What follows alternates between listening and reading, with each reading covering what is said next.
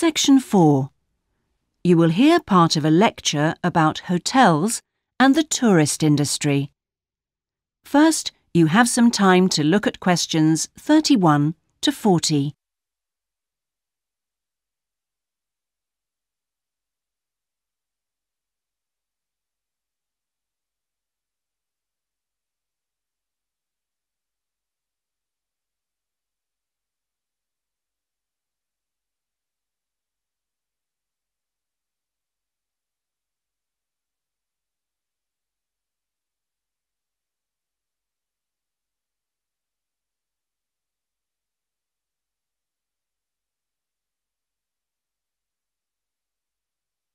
Now listen carefully and answer questions 31 to 40.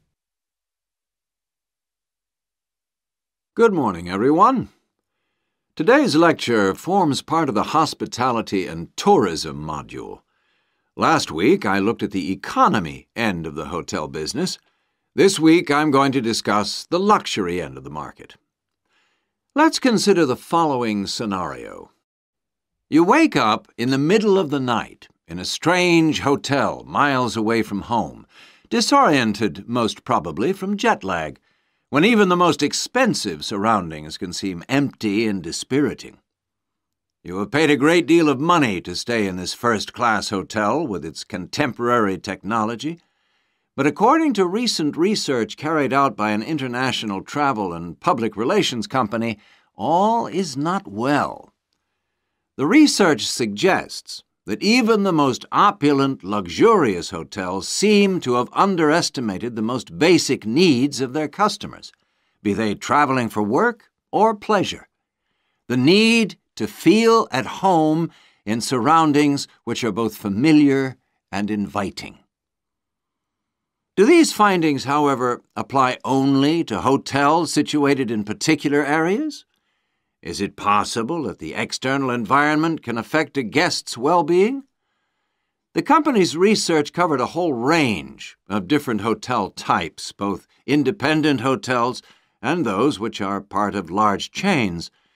They investigated chic so-called boutique hotels in the heart of downtown business districts, stately mansions located in the depths of beautiful countryside, and plush hotels built at the edge of tropical beaches, surrounded by palm trees and idyllic blue ocean. And the research concluded that what was outside the hotel building simply didn't matter.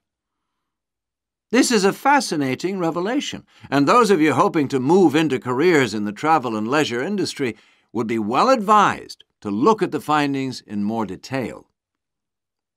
But back to the main point of this lecture, the need to feel at home. What can the hotel industry do about it? And is the very idea so subjective that it's impossible to do anything about it on a global basis?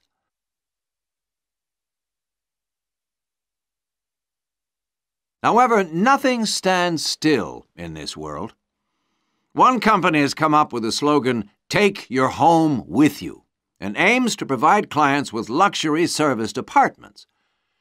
Those in the business travel industry maintain that these serviced apartments dispense with all the unwanted and expensive hotel services that business travelers don't want, while maximizing the facilities they do want. For example, not only sleeping and living accommodation, but also a sleek, modern kitchen that allows guests to cook and entertain, if they wish, at no additional cost. The attractions of such facilities are obvious, and it'll be interesting to see whether the company manages to establish a trend all over the world and make a lasting impact on the luxury accommodation market.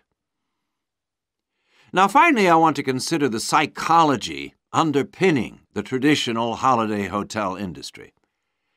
As a hotelier, how do you go about attracting people to give up the security of their own home and entrust themselves to staying in a completely strange place and sleeping in an unfamiliar bed?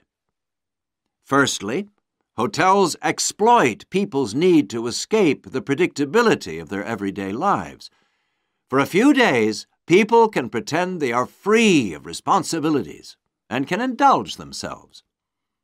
Secondly, there is something very powerful in our need to be pampered and looked after.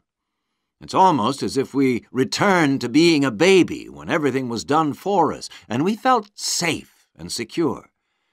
And not far removed from this is the pleasure in being spoilt and given little treats, like the minuscule bottles of shampoo and tiny bars of soap, the chocolate on your pillow at night.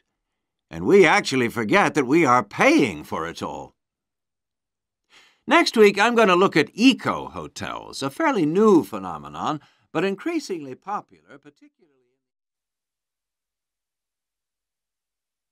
That is the end of section 4. You now have half a minute to check your answers.